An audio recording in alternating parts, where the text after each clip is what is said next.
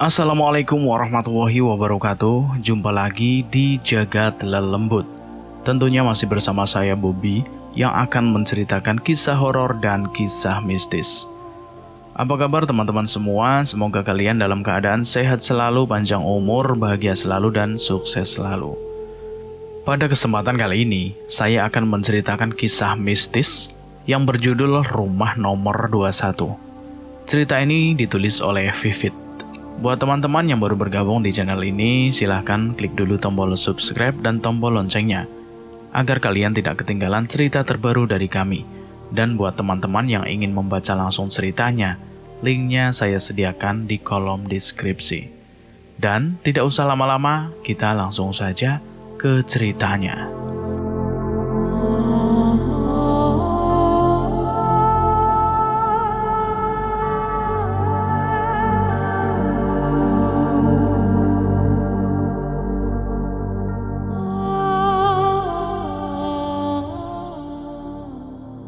Kalian siapa? Seru Dimas pada 5 orang bertopeng yang tiba-tiba masuk ke kamarnya. Sementara Astri istrinya sibuk menutup tubuhnya yang polos dengan selimut sembari meringkuk ketakutan. Bereskan! Perintah salah seorang dari mereka. Tanpa diperintah 2 kali, 4 orang yang mungkin anak buah dari yang mengomando menyeret Dimas yang hanya memakai celana dalam dari tempat tidur dan menghajarnya habis-habisan hingga meregang nyawa. Jangan! Hentikan! Hentikan! Astri berteriak sembari menangis menyaksikan orang yang baru menikahinya 2 hari yang lalu itu sekarat. Hanya dengan berbalut selimut, segera ia menghambur ke arah suaminya yang bersimbah darah. Mau kemana kamu sayang? Tanya seorang yang mungkin adalah bosnya, sembari mencekal lengan Astri. Lepaskan! Biadab kalian semua! Apa salah kami ya? Kesalahan kalian adalah menikah. Jawab laki-laki itu sambil membuka topengnya. Ia nampak tersenyum puas. Arman? Astri terkejut dan seakan tidak percaya dengan siapa yang dilihatnya. Iya, aku Arman. Orang yang kamu tinggalkan demi laki-laki brengsek itu. Kamu jahat, Arman. Kamu jahat. Tanpa memperdulikan ucapan Astri, Arman mendorong tubuh wanita itu ke tempat tidur dan langsung menindihnya. Tidak begitu susah untuk melakukannya, karena Astri memang sudah tidak mengenakan apa-apa selain selimut yang membungkus tubuhnya. Bajingan kamu, Arman. Bajingan. Maki Astri berusaha melawan. Tapi apalah artinya tenaga wanita dibanding pria? Akhirnya, hancurlah kehormatan Astri di hadapan suaminya sendiri. Dimas yang tergeletak tak berdaya hanya menangis tanpa bisa melakukan apa-apa untuk melindungi orang yang ia cintai. Ternyata tidak sampai di situ. Dengan sadis, Arman menghabisi pasangan pengantin baru itu dengan cara menembak pelipis keduanya dengan menggunakan pistol yang dibawanya. Dan cerita ini baru dimulai. Kamu suka rumahnya, Beb? Tanya Pandu pada Nara yang sedang asik memeriksa semua sudut dari rumah yang baru Pandu beli untuk mereka. Iya, Beb. Aku suka banget. Kayaknya nyaman deh. Makasih ya, Beb. Jawab Nara sembari memeluk laki-laki yang baru menghalalkannya seminggu yang lalu. Iya, Beb, sama-sama. Pandu balas memeluk istrinya dengan erat. Ya udah, ayo kita lihat kamarnya yuk. Ayo. Dengan setengah berlari, Nara menaiki anak tangga untuk melihat kamar mereka yang ada di lantai atas. Hati-hati, Beb. Iya. Suara pintu terdengar ketika Nara membukanya. Kret!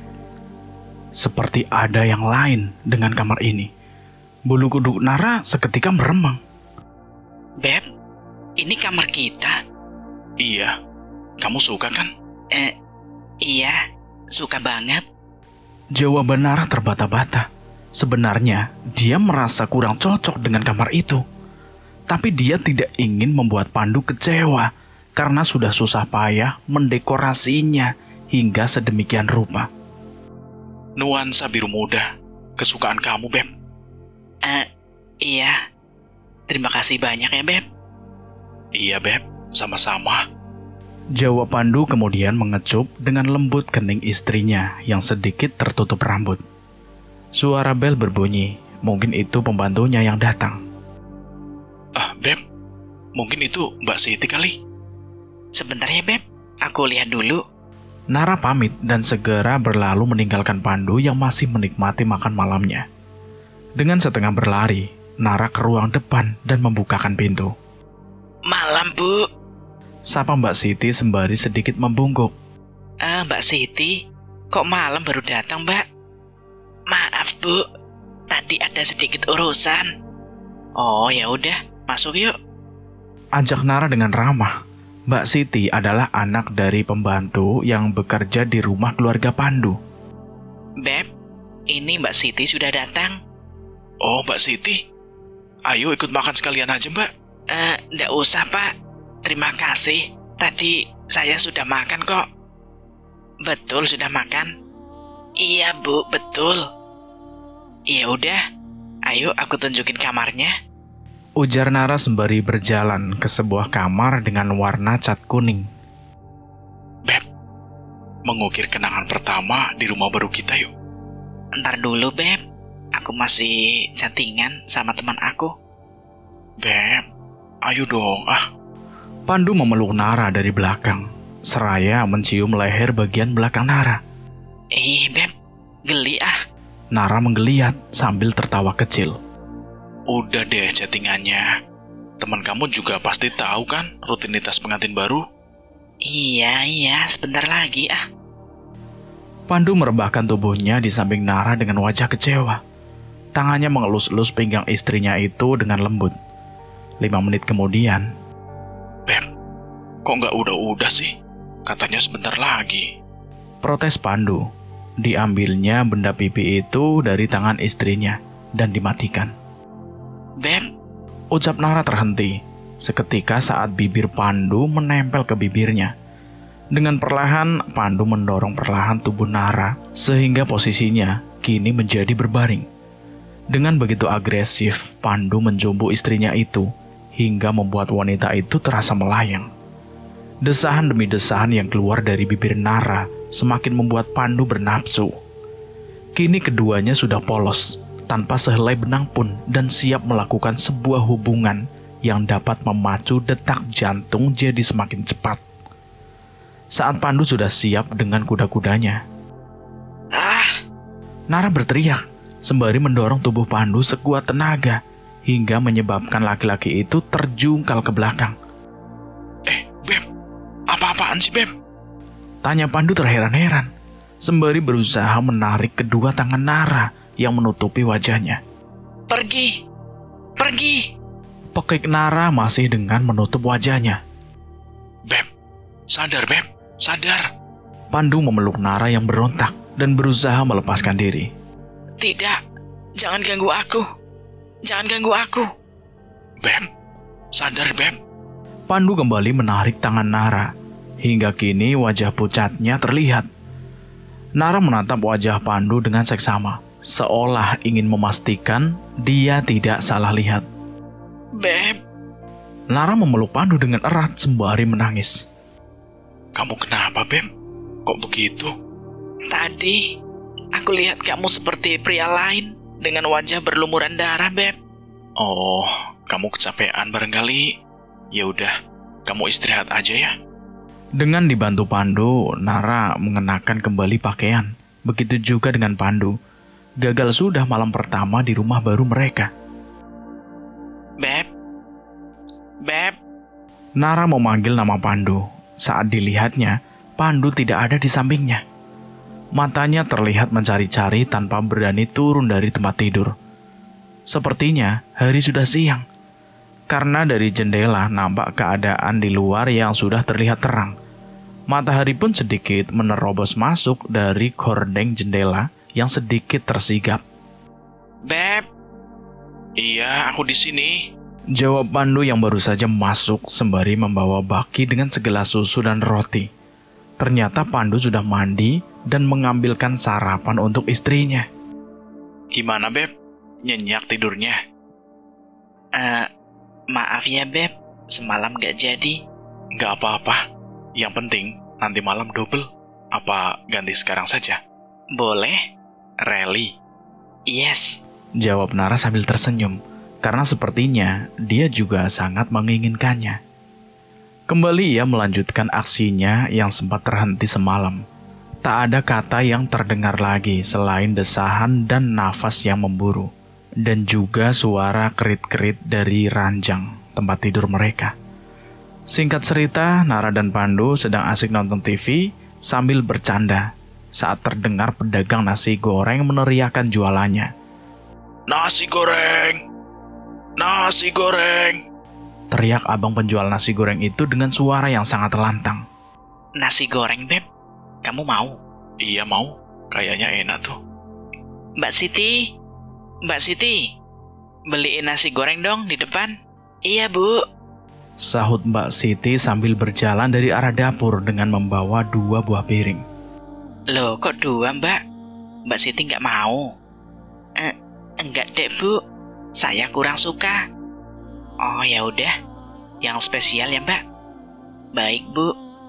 Bang nasi goreng. Bang. Oh iya. Spesial 2 ya, Bang. Loh, kok 2 lagi? Memang yang tadi masih kurang ya, Mbak? 2 yang mana, Bang? Orang baru beli ini. Loh, yang barusan loh, Mbak. 2 spesial. Nggak ada, Bang. Abang penjual nasi goreng itu nampak menggaruk-garuk kepalanya tanpa berbicara lagi. Dia terlihat bingung. Dengan cekatan ia segera membuatkan nasi goreng yang dia pesan. Ini, Bang, piringnya. Oh iya, Mbak. Mbak Siti menyodorkan piring yang dibawanya. Dan setelah itu nasi goreng pun sudah jadi. Ini, Mbak, nasinya. Abang penjual itu menyodorkan piring yang sudah terisi dengan nasi goreng. Setelah membayarnya, Mbak Siti segera meninggalkan penjual nasi goreng yang masih nampak bingung itu. Aneh ya, tadi sudah beli, kok sekarang beli lagi? Malah dia nggak ngaku lagi. Jam dari ruang tamu berdentang saat waktu menunjukkan tepat pukul 12 malam.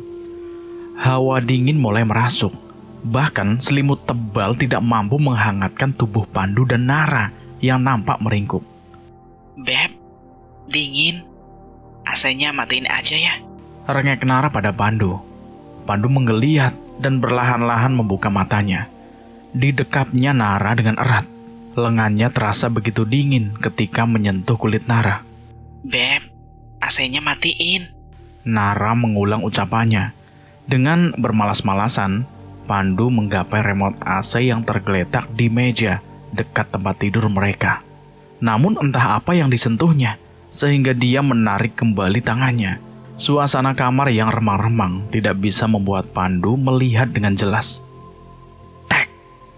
Pandu menyalakan lampu yang ada di dekat tempat tidurnya. Seketika ruangan itu menjadi terang. Kok lampunya dinyalain, Beb? Silau tahu. Iya, bentar dulu. Remote-nya nggak kelihatan. Setelah apa yang dicarinya sudah ditemukan, segera ia mematikan AC-nya. Tek! Kembali ia mematikan lampu dan suasana menjadi temaram. Dipeluknya kembali, Nara yang sedang meringkuk memeluk guling. Beb. Beb. Ayo. Aku ngantuk banget, Beb. Besok aja ya. Ya udah, kamu merem aja. Biar aku yang bekerja. Beb. Mau tidak mau akhirnya Nara terangsang juga. Dan pertempuran itu tidak dapat dihindarkan lagi. Keduanya nampak tersengal dengan keringat yang bercucuran. AC, Beb. AC. Tanpa jawaban, kembali Pandu menyalakan AC-nya yang baru saja dimatikan. Berarti ini, Beb, obat dinginnya. Bukan matiin AC. Kamu ya? Ya udah, aku ke kamar mandi dulu ya, Beb. Pandu berpamitan kepada Nara yang nampak masih kelelahan. Nara hanya mengangguk tanpa mengiyakan. Apa itu? Bisik Nara sembari turun dari tempat tidur dan berjalan ke arah lemari. Pintu lemari itu nampak terbuka dan tertutup dengan sendirinya. Apa ada tikus kali ya? Dengan hati-hati, Nara membuka lemari itu. Ia berteriak ketika melihat dalam lemari. Terlihat sosok wanita dengan wajah berlumuran darah dan bola mata yang menggantung disertai bau busuk. Nara berjalan mundur sembari memegangi selimut yang membungkus tubuhnya. Langkahnya terhenti ketika dia merasa ada yang ditabraknya. Perlahan dia menoleh ke belakang. Kembali ia terkejut saat dilihatnya sosok pria dengan kondisi yang sama seperti sosok wanita yang ada di dalam lemari itu. Nara berlari dan melompat ke tempat tidur sambil menangis dan menjerit-jerit. Anehnya, tidak ada yang mendengar jeritanya. Bahkan Pandu yang sedang berada di kamar mandi tidak mendengarnya. Dua sosok itu berjalan mendekati Nara dengan kepala miring, seolah tulang lehernya itu patah. Mulutnya nampak mengeluarkan darah yang berwarna kehitaman. Mungkin itulah penyebab bau busuk yang menyengat. Pergi, jangan dekati aku. Beb, kamu kenapa, Beb? Itu apa? itu. Ucapan Nara terhenti saat tidak lagi melihatnya dua sosok penampakan itu. Beb, tenang ya, tenang. Nara menangis dalam pelukan Pandu sembari menceritakan apa yang baru saja dilihatnya. Mungkin kamu kecapean, Beb. Kamu lihat, gak ada apa-apa kan? Tapi aku benar-benar melihatnya tadi, Beb. Sudah. Kamu istirahat dulu. Singkat cerita, Pandu pamit kepada Nara sebelum ia akan berangkat kerja. Pandu adalah seorang dokter umum di sebuah rumah sakit, dan rencananya dia juga akan membuka praktek di rumah. Beb, aku berangkat dulu ya. Iya, Beb. Hati-hati ya. Dah, hati-hati, Beb. Pandu melambaikan tangan sesaat sebelum masuk ke mobil. Kembali Nara berpesan dan balas lambaiannya tangan. Pandu mengacungkan ibu jarinya tanpa menjawab. Mobil itu meluncur meninggalkan rumah dengan nomor 21 itu. Setelah mobil Pandu sudah tidak nampak lagi, Nara bergegas masuk dan langsung pergi ke dapur untuk bantu-bantu Mbak Siti yang sedang sibuk mencuci piring bekas sarapan. Sini, Mbak, biar aku yang nerusin. Mbak Siti nunggu tukang sayur di depan saja. Biasanya jam-jam segini sudah lewat. Oh iya, Bu. Segera ia mencuci tangan dan mengeringkannya. Setelah mengambil uang yang disodorkan majikannya, segera ia keluar untuk menunggu tukang sayur di jalan depan rumahnya. Mbak orang baru ya? Sapa seseorang tetangga. Sepertinya ia juga sedang menunggu tukang sayur yang biasa lewat di komplek perumahan yang cukup elit itu. Mbak Siti pun menjawabnya. Iya, Mbak. Perkenalkan, saya Ira, pembantu rumah itu loh. Oh, saya Siti. Mau beli sayur juga, Mbak? Iya. Memang Mbak Siti nggak takut kerja di rumah itu? Takut? Memang ada apa? Rumah itu loh, itu sudah 10 tahun lebih kosong rumah itu. Dan katanya banyak kejadian aneh di rumah itu. Kejadian aneh gimana toh, Mbak? Itu loh, sering dulu ada penjual yang lewat sini malam-malam, digangguin, beli gitu. Padahal kan ini kosong, nggak ada orangnya. Ah, masa iya, Mbak? Iya, Mbak, benar. Bahkan sering juga pesan gokar, bahkan pesan pizza. Ah, masa iya sih, Mbak? Saya nggak pernah percaya sama gituan soalnya. Mbak Siti nggak percayaan sih. Dulu yang punya rumah ini mati dibantai loh, Mbak. Pengantin baru. Belum sempat Mbak Siti menjawab pertanyaan dari Ira, tukang sayur yang mereka tunggu pun datang. Sayur. Lama banget sih, Mang. Sampai pegel nungguin. Ya, banyak langganan, jadi ya agak lama lah. Ini pelanggan baru sepertinya ya? Iya, Mang. Saya kerja di rumah itu. Oh, di rumah itu ya? Gak takut apa? Tuh kan, Mbak Siti. Semua orang di sini sudah pada tahu. Semoga nggak ada apa-apa lah. Ya, mudah-mudahan nggak ada apa-apa. Mudah-mudahan saja ya. Iya, mudah-mudahan nggak ada apa-apa. Bu, malam ini mau masak apa ya? Mbak Siti bertanya sembari memotong-motong ayam yang dibelinya tadi pagi di tukang sayur itu. Ayam kecap sama tumis kangkung aja ya, Mbak. Iya, tambah sambal tahu ya. Dengan sekatan, Mbak Siti mengerjakan tugasnya. Tangannya terlihat begitu lincah memotong daging ayam saat tiba-tiba Nara berteriak sekuat tenaga sembari menjatuhkan gelas yang dipegangnya. Bu Nara, ada apa? Mbak Siti terkejut. Ia segera meletakkan pisau yang dipegangnya dan mendekati majikannya yang nampak ketakutan. Itu tangan yang Mbak Siti potong-potong, itu tangan. Ya Allah, Bu. Ibu kecapean barangkali. Itu ayam, Bu. Mbak Siti berusaha menenangkannya. Nara mengusap wajahnya, diucap-ucap matanya untuk memastikan apa yang dilihatnya itu. Ternyata tidak ada tangan. Nara duduk di ruang makan sembari menatap ke arah Mbak Siti yang sibuk memasak. Pikirannya melayang jauh entah kemana. Tiba-tiba terdengar suara bel. Mas Pandu? Ucap Nara seraya ia berlari ke depan untuk membukakan pintu. Beb. Nara langsung memeluk Pandu yang berdiri tersenyum di ambang pintu. Kangen ya? Banget. Ya udah, ayo kita masuk. Gimana, Beb, kerjanya? Ya, seperti biasalah, banyak pasien. Jawab Pandu sambil mengusap-usap rambutnya dengan handuk. Setelah memakai baju, ia merebahkan tubuhnya yang terasa lelah di tempat tidur. Nara ikut berguling di sampingnya sembari memeluk. Beb. Iya, ada apa?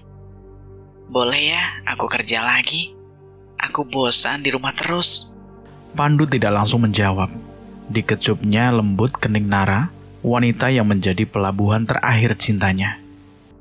Beb, aku gak mau kamu capek. Kamu ingat kan rencana kita yang ingin segera punya momongan? Kalau kamu capek, kapan kamu hamilnya? Nara terdiam. Memang berhenti bekerja adalah permintaan Pandu sebelum mereka menikah.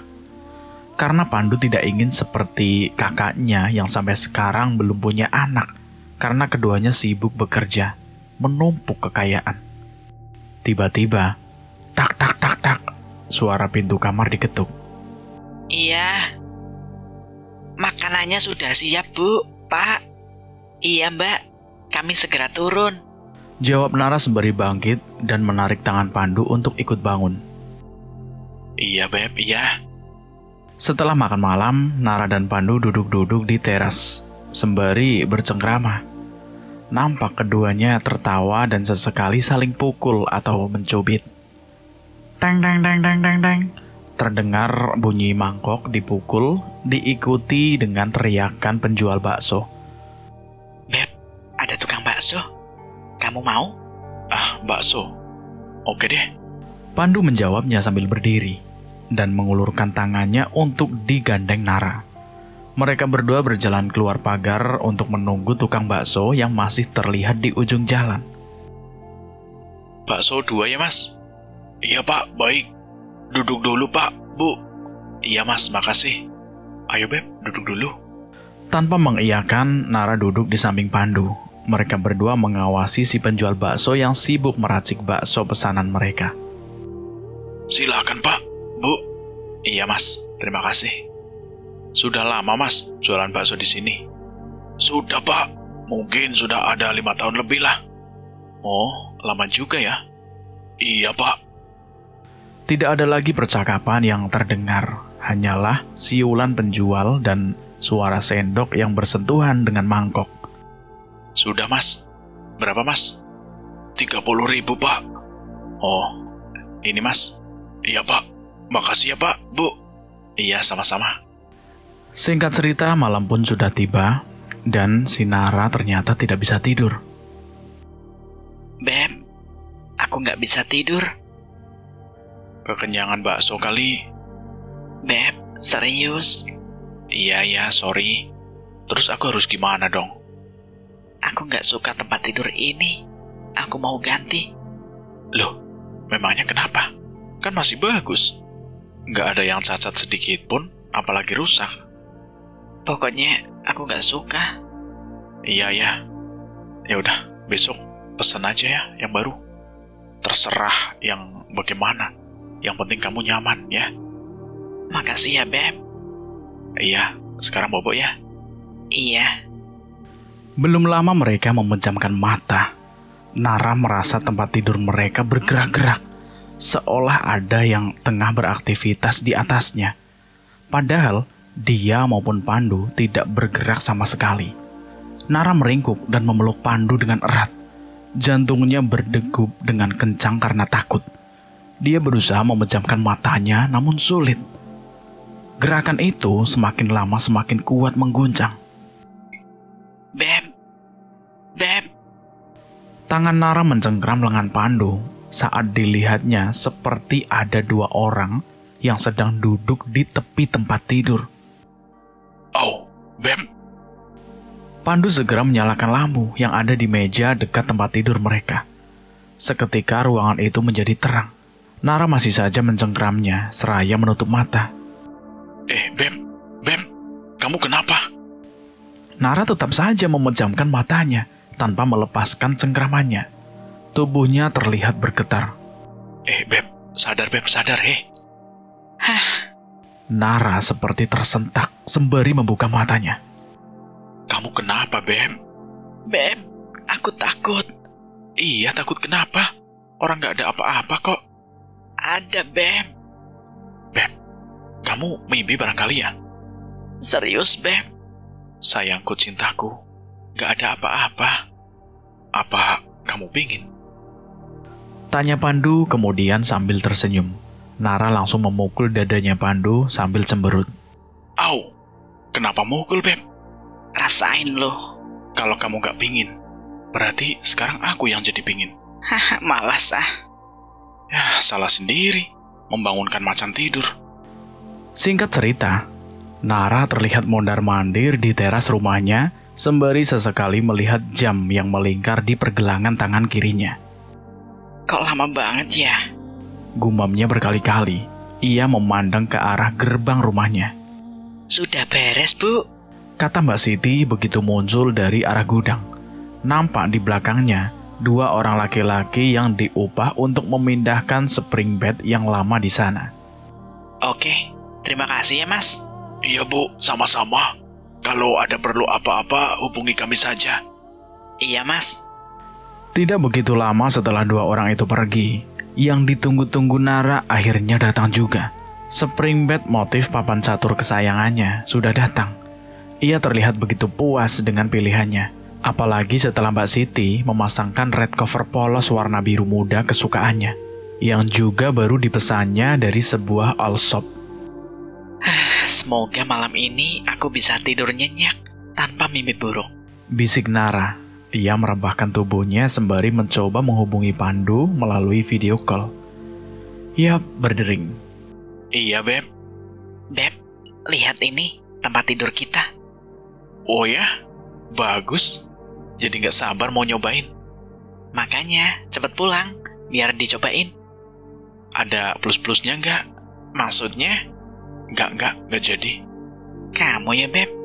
Pandu tertawa terbahak-bahak, mengetahui bahwa istrinya baru engah dengan ucapan barusan. Beb, udah dulu ya. Masih banyak pasien. Iya, Beb.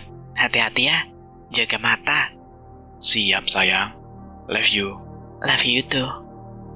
Kenapa kau singkirkan tempat tidurku? Siapa kamu? Kamu siapa? Kami, pemilik tempat tidur itu. Jawab sosok laki-laki yang tiba-tiba saja muncul entah dari mana.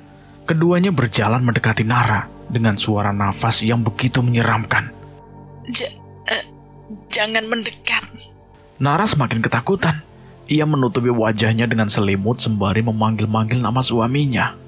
Beb, tolong aku, Beb. Tolong. Beb, kenapa, Beb? Kamu mimpi lagi? Nara membuka matanya. Ternyata ia cuma mimpi. Beb. Nara mendekap erat suaminya sambil menangis. Kamu mimpi?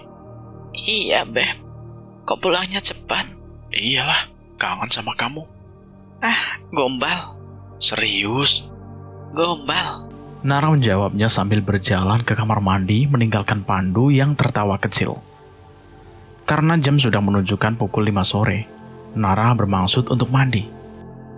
Beb, kamu pesan pizza? Enggak, Loh, jadi siapa dong yang pesan? salah alamat barangkali. Bener kok, 2 lagi. Hah? 2? Singkat cerita, malam harinya Pandu dan Nara mencoba tempat tidurnya. Enak ya, Beb, tempat tidur barunya? Namanya juga baru. Pasti enak lah, Beb. Setelah itu Pandu merebut gawai dari tangan istrinya dan menyembunyikannya di bawah bantal. Apaan sih, Beb? Kasih dulu, nanti baru aku balikin. Ih, kamu ini. Keduanya bercanda dan tertawa di atas tempat tidur baru mereka, tanpa menyadari ada 2 pasang mata yang mengawasi mereka dengan tatapan marah penuh kebencian. Sepi, tidak ada lagi tawa dan canda. Yang ada hanyalah desahan manja Nara dan nafas Pandu yang seperti memburu. Percobaan di tempat tidur baru terlaksanakan sudah sukses. Keduanya terlelap dalam keletihan saat tiba-tiba tangan yang begitu dingin menyentuh kaki Nara yang tidak tertutup selimut. Tangan tanpa tubuh itu menyeret Nara hingga terjatuh dari tempat tidur. Nara menjerit, tapi dipanggil tidak mendengarnya. Nara menyentak-nyentakkan kakinya untuk melepaskan diri. Namun tangan itu terasa begitu kuat mencengkram. Nara menjerit-jerit memanggil nama Pandu. Pandu pun terbangun. Ia tersentak dengan jeritan istrinya. Segera ia menyalakan lampu dan nampaklah olehnya Nara yang terduduk di lantai.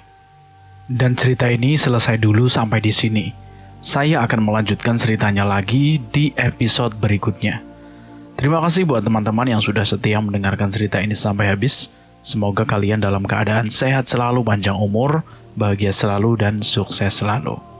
Dan buat teman-teman yang baru bergabung di channel ini, silahkan kalian klik dulu tombol subscribe dan tombol loncengnya, agar kalian tidak ketinggalan cerita terbaru dari kami.